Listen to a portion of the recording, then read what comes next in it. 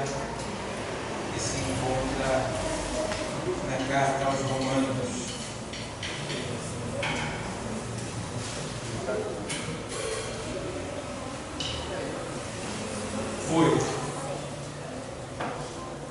Aos Romanos 8.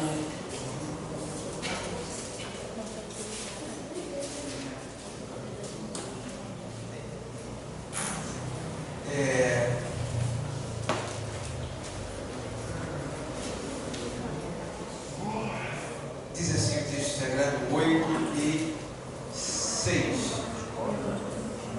8 e 5, no caso, perdão. Porque os que são segundo a carne inclinam-se para as coisas da carne, mas os que são segundo o Espírito para as coisas do Espírito. Porque a inclinação da carne é morte, mas a inclinação do Espírito é vida e paz. Porquanto a inclinação da carne é inimizade contra Deus, pois não é sujeita à lei de Deus, nem em verdade o pode ser. Portanto, os que estão na carne não podem agradar a Deus. Até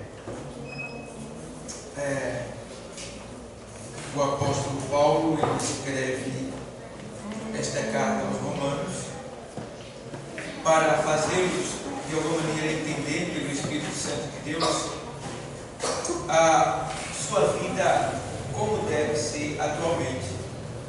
E eu gosto que no primeiro versículo ele diz: olha, não há mais condenação na vida de vocês, não há mais condenação. É o apóstolo falando sobre condenação, até porque se nós vivíamos na carne, na prática da carne, do pecado, há uma condenação, porque todos que estão na carne, eles não podem agradar a Deus. Se não agradam a Deus, estão sobre condenação.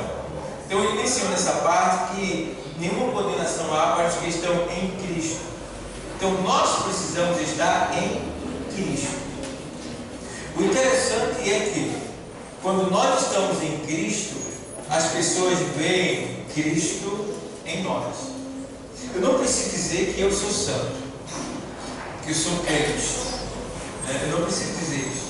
Porque quando eu tenho que dizer que sou cristão ou que sou santo, eu estou forçando a barra. Eu estou dizendo que na verdade eu não sou. Porque na verdade o que deve ser dito de mim não pode ser dito por mim. Ei, o que deve ser dito de mim não pode ser dito por mim. E sim pelos que me veem, pelos que me conhecem. Porque só se conhece uma pessoa quando se convive com ela. Então a gente precisa entender que não podemos buscar a nossa própria glória, se auto-justificando, dizendo que nós somos isso, que nós somos aquilo. Mas deixa que o mundo veja, deixa que a tua luz brilhe e que todos venham ver que verdadeiramente você não é carnal e sim espiritual. E aí, no texto aqui, ele faz: porque os que são segundo a carne inclinam-se para as coisas da carne. Então, quer fazer um teste se você é carnal ou espiritual? Veja o seu dia. Vai, pensa direitinho como você tem vivido durante o dia, durante a semana, durante o mês, durante esse ano, mas principalmente no dia de hoje. Como você agiu hoje? Porque o que importa para Deus não é o ontem, é o agora, é esse momento. Então você é carnal ou é espiritual? O que você acha?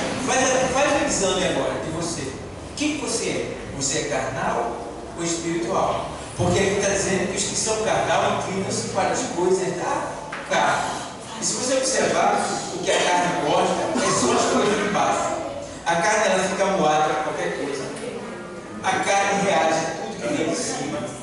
A A carne não aceita as coisas de Deus. A carne não aceita ser corrigida.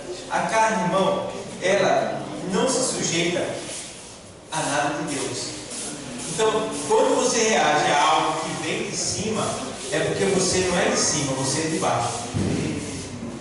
Então a gente precisa discernir, procurar entender. Porque o apóstolo Paulo, ele diz, olha, que os que estão no Espírito, ele discerne tudo, e por ninguém é discernido. Jesus chegou a dizer que, em João 6,63, que o Espírito é o que vivifica, a carne para nada presta. O apóstolo Paulo relata na carta aos Gálatas 5,16, ele diz: digo, porém, andai em espírito, e não cumprireis a concupiscência da carne. Aí ele diz: porque a carne, ela milita contra o espírito, e o espírito contra a carne, e ambos são um contra o outro, para que não fazeis o que quereis. Mas se andais no espírito, já não estáis debaixo dele, mas debaixo, da graça. Então, o apóstolo Paulo, ele faz questão de mencionar esse cuidado que nós devemos ter em relação à espiritualidade, para que a gente não venha vacilar em nenhum momento e estar sempre pronto para a volta de Cristo, porque só vai subir os que são espirituais, porque lá no céu não entra carne. O apóstolo Paulo, ele diz, olha, carne e sangue não herdarão o reino de Deus. Então, o corpo que vai entrar lá é um corpo transformado. Essa carne para nada presta. O Senhor diz, olha, o Espírito é o que vivifica, a carne para nada presta. Aí ele faz aqui,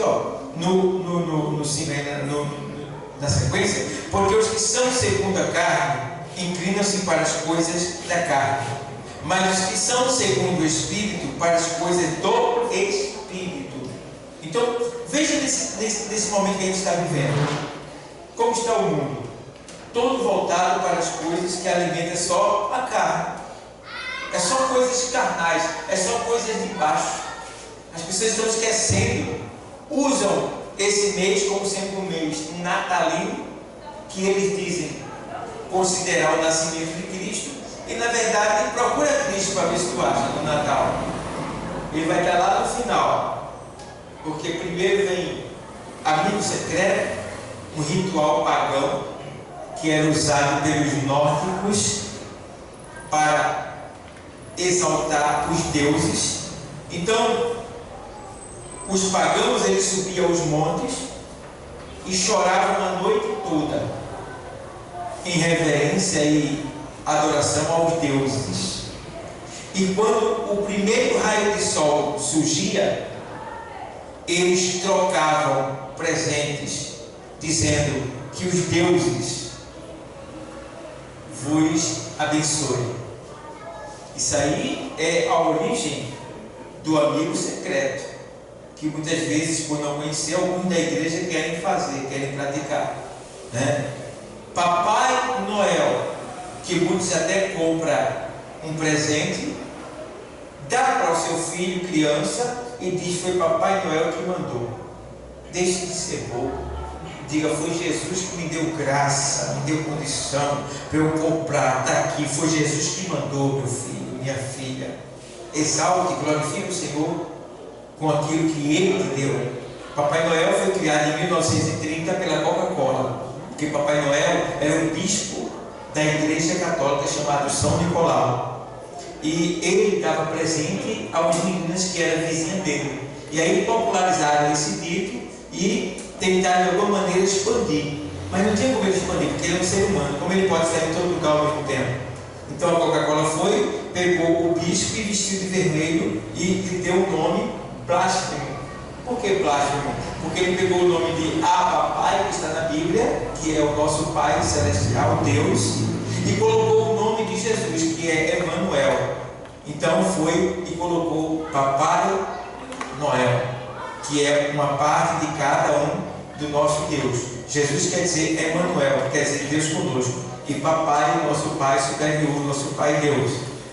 E aí a gente vê. E aí a gente vê também que no ritual do Natal tem também as árvores de Natal. que eu estava vendo um pastor, que minha filha segue ele, eu fiquei até triste, porque ele falou algumas coisas que eu não quero conversar com esse pastor, não. Ele disse que o crente poderia jogar na loteria. Olha para ele, pode jogar na loteria, não tem problema nenhum, não vejo pecado nisso, tá bom. Por isso que ele é cheio de gente seguindo ele, né? Porque se eu vim de lá, perdi tanto dinheiro em jogo de azar, né? Que esses jogos só são aprovados porque eles pagam impostos, são do governo. Mas se alguém fizer por fora, é contribuição, está errado, né? O agiota não pode emprestar dinheiro, mas o banco pode emprestar dinheiro, né? A mais de quase 50%. Então você vê como é as coisas. E aí vem a árvore de Natal, que é um pinheiro, que na antiguidade era usado como altar para sacrifício de crianças e outras coisas mais ao Deus pagão. E aí a gente pega uma árvore de Natal e coloca dentro da nossa casa. Se alguém ver isso na internet, vai me chamar de ridículo, não vai querer aceitar, porque não conhece a origem, só buscar a origem. A internet está aí para informar, tá? Sem contar o que é pendurado nela, que se eu falar eu vou ser mais ridicularizado ainda, mas deixa para lá. Ela é um altar a Baal. Presépio, que todos pensam que é Jesus, na verdade não é Jesus, é Selimane, Nirode, e ali está a encarnação, né? O nascimento de Nirode, Seliname, a mãe de Nirode, e outros deuses mais que é apresentado em um presépio que eu fiquei admirado, né? Não tem nada de Jesus, parece, mas não é. Eles aproveitaram a embalagem. Guirlanda, que é aquela coroa, né? Aquela coroa que está na cabeça de Cristo. Guirlanda, a guirlanda é símbolo da morte, ela está na cabeça de Cristo, a coroa de espinho. A guirlanda é dada quando morre uma pessoa, muitos não sabem disso. Eu queria até que ninguém me mandasse guirlanda para o meu enterro, mas eu não posso impedir, eu estou morto no caixão. Mas ele manda aquelas coroas de flor, aquilo ali é uma guirlanda, é um atributo à morte, é como se ele estivesse glorificando a morte. O mundo não sabe disso e vai me ridicularizar se ouvir isso, mas a guirlanda é símbolo do triunfo da morte. Veja bem, está lá no símbolo do Natal, no ritual do Natal. E quando se coloca a guirlanda na porta da casa, está dizendo assim: os demônios sejam bem-vindos. Veja bem, e as pessoas idolatram o dia como sendo um dia tão importante que elas chegam a comprar roupa de Natal, não é isso? Sapato de ceia de Natal. E algumas igrejas, me perdoe a expressão, não sou obrigado a falar porque eu sou pastor protestante, então eu tenho que protestar contra o pecado. Fazem cantatas de Natal. Dá licença. É Natal ou não é? Em dezembro. Segundo as escrituras, dizem que lá nesse tempo é inverno. Como é que Jesus nasceu no inverno? Se os pastores estavam nos campos, tomando conta das ovelhas, e abriu-se uma miríade de anjos no céu e disse: é vindo a vós o Salvador. E eles foram visitados. Estava chovendo? Não.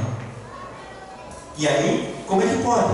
Então pegaram o símbolo dos deuses pagãos, a data dos deuses pagãos, e colocaram como cristianismo para trazer uma grande multidão e assim ganharam muito dinheiro com isso. E aí vem a história do Natal, 25 de dezembro, que não tem nada a ver com Jesus.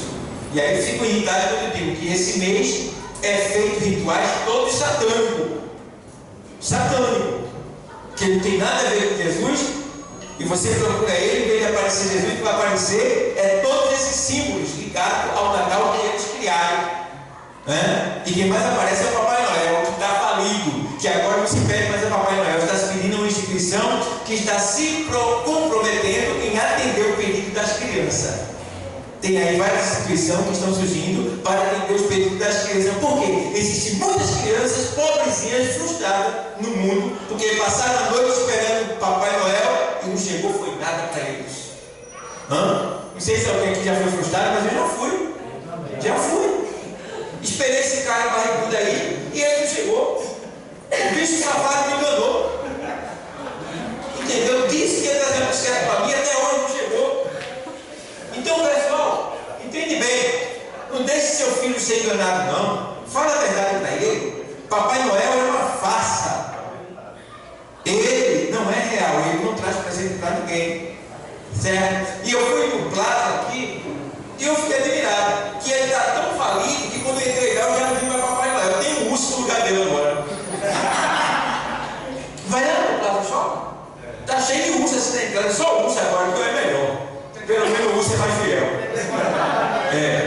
O urso obedece a Deus. Ele entrou na árvore quando Deus mandou.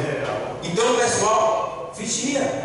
Estamos num período em que a gente não vive só na carne, não. O problema de muitos cristãos, até de pastor, até de obreiro, tem pessoas que estão na carne, que não tentam obedecer a espiritualidade da Bíblia. Diz que a gente espiritualiza tudo, mas a gente vive numa dimensão física voltada para o espiritual, porque o nosso adversário é carnal ou espiritual? Espiritual, ele é invisível. Só para você ter uma ideia como ele maquia as coisas. Quem era Dagon? Era um ídolo, metade homem, metade peixe.